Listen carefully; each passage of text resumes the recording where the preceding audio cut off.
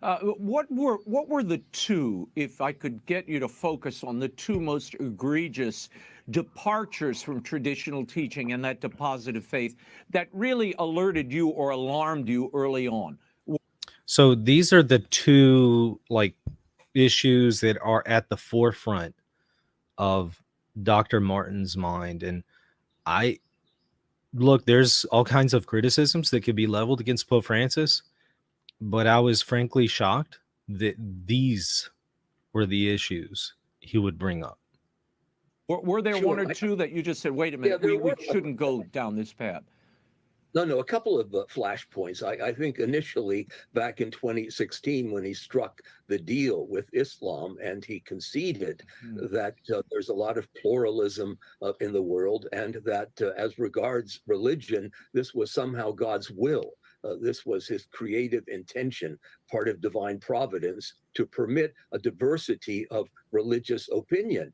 Which strikes me as a direct frontal assault upon the centrality of Christ. This downsizes the presence of Christ. He's been relativized. He doesn't seem to be as indispensable as he once was. If we have other equally legitimate voices, and the other flash. All right, so let's stop there. He's saying that the document presents Jesus as just one among many paths to salvation. Multiple things here. There are all kinds of teachings from Pope Francis where he's very clear about salvation in Jesus and Jesus alone. I have done some shows on those, so I would certainly consider that. But let's just consider the document here itself, isolated from everything else that Pope Francis has said about the unique role of Jesus in salvation. So here we have a doctor of sacred theology who's very confused on what Pope Francis is indicating here.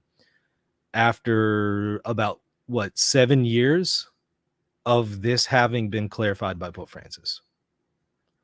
That's why I'm really scratching my head, because Dr. Martin portrays Pope Francis as indicating that this is willed by God, like God, actually wants it to be this way, and not just in his permissive will, but in other forms of his will as well.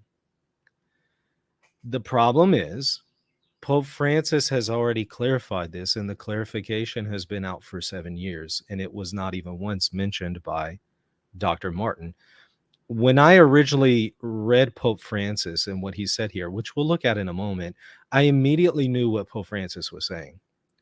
Now, I do think that there's still some other criticisms about it, which I'm going to offer. I'm going to offer some criticisms on the human fraternity document, the very same sentence that he's criticizing.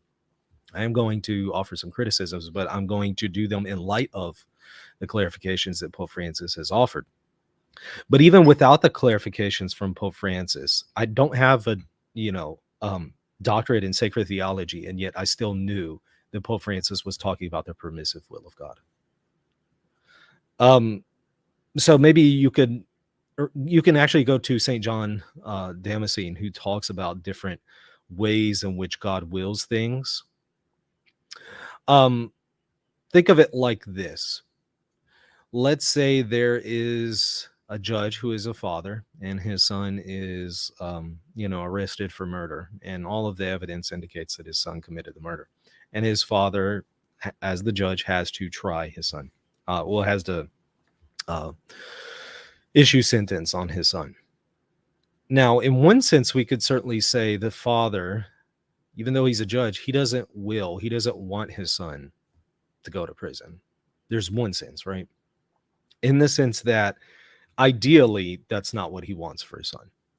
But there's another sense in which he does will for his son to go to prison, insofar as maybe we could speak of his permissive will, insofar as the judge says, look, I don't want this for you ultimately, but since you went ahead and did this, I have to go ahead and convict you. And in that sense, he wills it, not in the most ideal sense, but in the sense of, you know, you chose to do this and you're guilty, and I have to justly issue a sentence against you. In that sense, he would will it. So there's a sense in which the judge wants to convict his son, and there's a sense in which he doesn't want to. Well, when it comes to God, ideally, no, God does not want there to be a plurality of religions. He doesn't want any error. He doesn't want any sin. He wants people to follow the truth and follow the one true religion, ideally. But in the sense that God allows free will and he knows that some people are going to choose error, he permits error, and thus he permits false religions. And only in that sense, in his permissive will, he wills other religions, insofar as he wills people to have free will, and is not stopping them from, not actively stopping them, that is overriding their free will, from following a false religion. Well, Pope Francis again issued this clarification. First of all, let's read what the document itself says, and then I'll read the clarification to you. And then I'm going to offer some criticism of what Pope Francis, what the document says. So again, I do think that some criticism can be leveled here, but what I think that Dr. Martin is doing is he's misplacing the criticism. And I'm shocked that he would actually place the criticism here in light of the fact that this clarification has been available for 7 years. And I have to ask, how is it that a doctor of sacred theology, number one, couldn't think of this distinction, and then number two, wasn't aware of this distinction being employed and clarified by Pope Francis? Those are the two questions that I have. Here's the quote from the Human document, or Human Fraternity document. Freedom is a right of every person. Each individual enjoys the freedom of belief, thought, expression, and actions. And here the freedom is insofar as they're free from coercion. And we could say, of course, within due limits, right?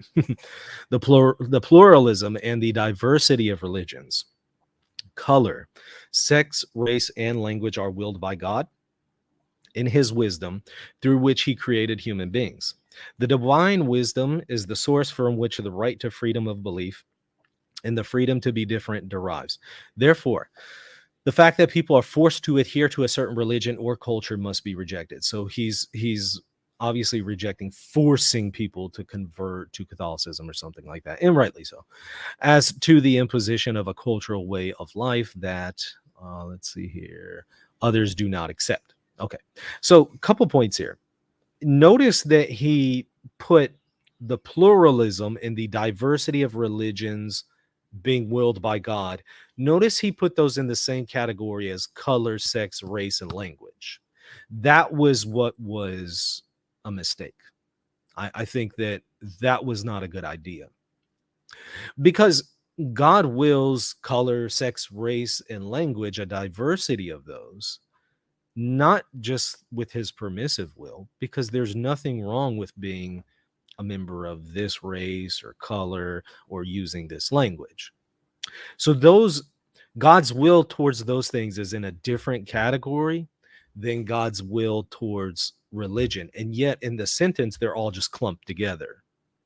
And it doesn't kind of tell you, the distinctions here. Now, again, a good theologian is going to know, well, there is a distinction between God willing a plurality of religions only in his permissive will versus the way in which he wills these other things, color, sex, race, and language. So a good theologian is going to say, well, to put it like that is not the best way to phrase it, because you do want to make a distinction between God's will towards religion versus his will towards race and language. So there's a legitimate criticism here of the Human Fraternity document, and that is it wasn't clear enough. It could be misleading. It should have made that clarification here. Is it necessarily an error and heretical? No, because you could read those distinctions into the document, and you should. But the problem is you shouldn't have to. Whenever the Pope signs a document, he should sign a document that already makes these distinctions for you and is very clear itself. and does its best to avoid ambiguity. So there's a legitimate criticism here. Instead of the Pope doing the theological distinctions for you, which I think he should have done, he kind of assumes that you're going to do them yourself. And I don't think that that's a good idea, because many people out there aren't theologians and they're not going to make those distinctions, especially when you're putting things into a category, or things that really belong in a different category. You're putting them all into one sentence. The average person is not going to make these theological distinctions. The average person doesn't know distinctions between different kinds of things that God wills, or the different wills of God, if you will. They don't, you know. However, a doctor of sacred theology is something else. A doctor of sacred theology should be aware of these distinctions. Moreover, even if you're not aware of these theological distinctions, I don't know if there's an excuse anymore, given that this clarification by Pope Francis has been available for a good 7 years now. So where's the excuse? I didn't hear from Dr. Martin any indication that he is even aware, because he's mentioned this multiple times in the satire piece and also here.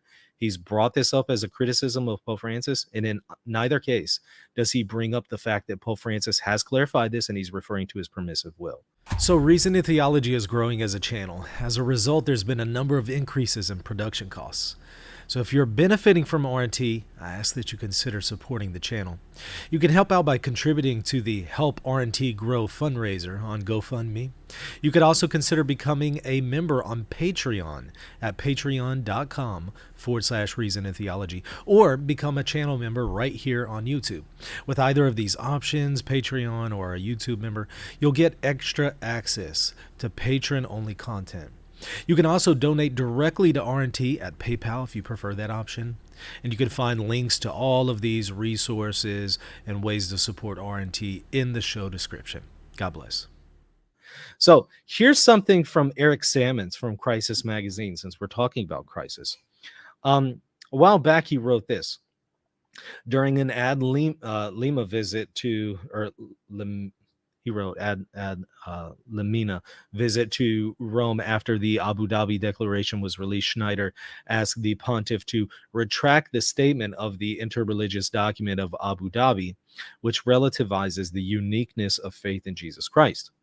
Bishop Schneider relates that Pope Francis told him that one must explain the phrase in the Abu Dhabi document regarding the diversity of religions in the sense of the permissive will of God. So let me just stop there. So Pope Francis has clarified that particular part. We're referring to the permissive will of God, and that checks out theologically. That should have been the distinction that you would already offer to him as a theologian anyway, but unfortunately many people aren't theologians, so it's understandable that they would misunderstand things, and thus it's right for Pope Francis to offer a clarification for those people, which he did here. However, I am going to criticize the way in which it's done here in just a second. But yeah, he offers this, and this is widely available, widely known. And so I'm very shocked that Dr. Martin brings this up against Pope Francis as a criticism in light of this clarification. My sincere question is, how is he not aware of this clarification on part of Pope Francis? He did say he doesn't really use his cell phone. He doesn't really use the internet and stuff like that. Okay, fair enough. But here's a word of advice. If you're going to go on the world over, or if you're going to write a public piece publicly criticizing Pope Francis, ask maybe one of your friends who can Google things. Ask one of them who has internet access to perhaps see if Pope Francis offered a clarification here. So maybe one of your friends who has access to the internet and knows how to use Google, maybe ask them, has Pope Francis offered any clarifications here? And it would have come up within a 10-second Google search, and thus one would not have made this mistake. So even if one wants to say, well, he doesn't use Google, he doesn't know how to use the internet. Okay, maybe if that, all right, that's fair, but his friends know how to use it, and he knows how to ask his friends. Why wasn't Pope Francis at least given that, benefit of at least asking, hey, was there a clarification here? It wouldn't have been hard to do. Dr. Martin could have called his friend. Takes maybe 10 seconds to take out a cell phone, even if it's like a cell phone that's not a smartphone. Dial a number of a friend who knows how to use Google and ask them, hey, can you Google something real quick for me? Can you search on the internet? It seems inexcusable, in my opinion. Okay, well, let me offer, however, some criticisms here of what Pope Francis is doing here. It continues, though. Let me finish the quote from Eric Sammons. Yet when Bishop Schneider asked in verbal and later in written form, listen to that part, in verbal, for the Pope to make an official public statement to this effect, no public response was given by the Vatican or the Pope. So, first of all, I will say this all relies on the testimony of Schneider. We don't know what the Pope said firsthand. So I'm going to have to take, Schneider at his word that he's speaking of the permissive will of God, but that when Bishop Schneider verbally asked him, presumably at the same time, presumably asked him to, clarify, issue that clarification, like formally, it says that the Pope didn't offer that clarification. But my question is, well, what did the Pope verbally say in response to Schneider? He doesn't tell us that.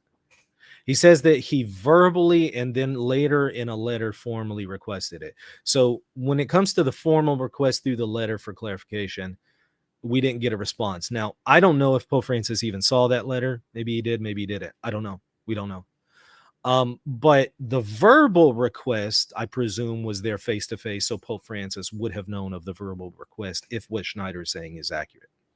But my question to Schneider would be, what did Pope Francis say in response verbally to him when he requested that? That's my question. I would just like to know. Did he say something like yes or no or whatever it was? I would like to know what he said in response to that. However, he did give him, we do know, according to Schneider, he did give Schneider permission to publish this clarification, to publicly publish this clarification. We do know that from Pope Francis, according to Schneider himself.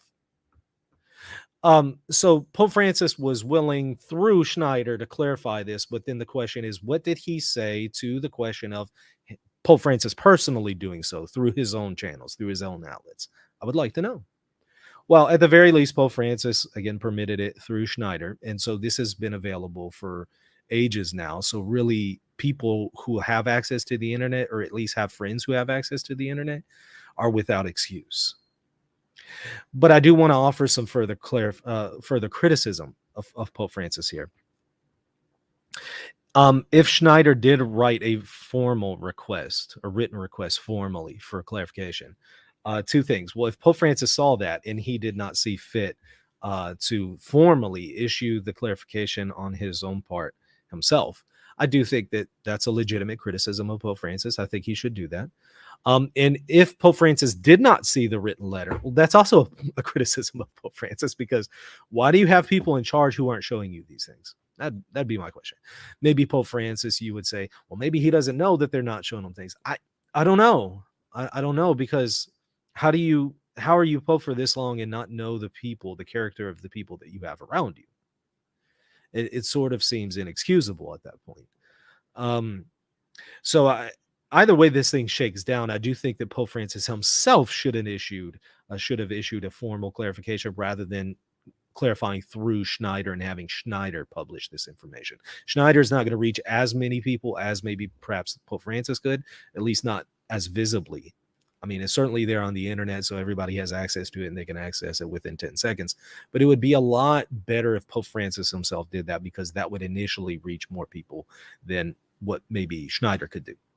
So again, there are some legitimate criticisms of Pope Francis here, and also of the document itself. Yes, theologically it checks out. Okay, yes, theologically this isn't heresy, but the average person doesn't know these distinctions, and you shouldn't make the average person reading this document have to be aware of these distinctions. You need to make those distinctions for them. And I'm pretty sure the Muslims would have also agreed with this distinction. So I don't think there would have been a problem to put this distinction in the text itself. It just seems like a failure on part of them to prevent some ambiguity and prevent misunderstandings. Again, there's some legitimate criticism here, but it's misplaced when we hear it from Martin, because he does not tell us that Pope Francis did clarify these things. He just presents it as Pope Francis is effectively denying that salvation is only through Jesus. Again, aside from the fact that Pope Francis has said a million things contrary to that elsewhere, you also do have this clarification. So I think he's ultimately without excuse here. And I want to test something here. So Dr. Martin is implying that Pope Francis is teaching heresy. He's implying it because, Dr. Martin doesn't even seem to be aware of this clarification. So he thinks that it's just, teaching heresy here, and that it's denying that Jesus is the unique way to heaven. So it's somehow teaching pluralism or something like that. Here's a test. Now that he's been corrected, and perhaps somebody can share this with him, let's say once he's become aware that he's been corrected here, my question would be, will Dr. Martin then issue a formal retraction of his criticism here? Will he formally, publicly, and personally retract the misinformation that he spread here, the apologize for the lack of due diligence, apologize for spreading false information when the correct information was easily accessible? Will he apologize for those things and then formally retract them? And then my question is, if not, once he becomes aware that he has done this, and if he's unwilling to do that, then upon what basis can he then criticize Pope Francis? And especially upon what basis can he criticize Pope Francis for not formally himself clarifying himself? I think it's a fair question to ask. Likewise, I would ask that same question to all other public figures who have been saying this about Pope Francis. Perhaps Raymond Arroyo here on the show, who did not correct this. Once Raymond Arroyo becomes aware, and maybe he already is aware of the correction by Schneider, will he publicly apologize? And will he publicly issue a formal retraction? And if not, upon what basis can he then further criticize Pope Francis for being ambiguous or for not clarifying himself? Because at that point, you not only have ambiguity, you have a person who actually knows that they're bearing false witness now. They know that, and they're unwilling to correct that, which would be worse than Pope Francis being theologically sloppy in a document, because now one knows that they're bearing false witness and they refuse to publicly correct it. So I want to offer that test. Let's see if there's going to be a formal retraction on part of Arroyo, Martin, and all others who have been spreading this misinformation once they become aware that this information is out there and they misrepresented the situation. Hey, pro-lifers, I want to remind you about realestateforlife.org. If you want to support the pro-life movement at no cost to you in the process of buying a home or selling a home, office, or any kind of property anywhere in the world, check out realestateforlife.org for more information. God bless. Hey, thanks for watching. Don't forget to hit the like button and the subscribe button. See you next time. God bless.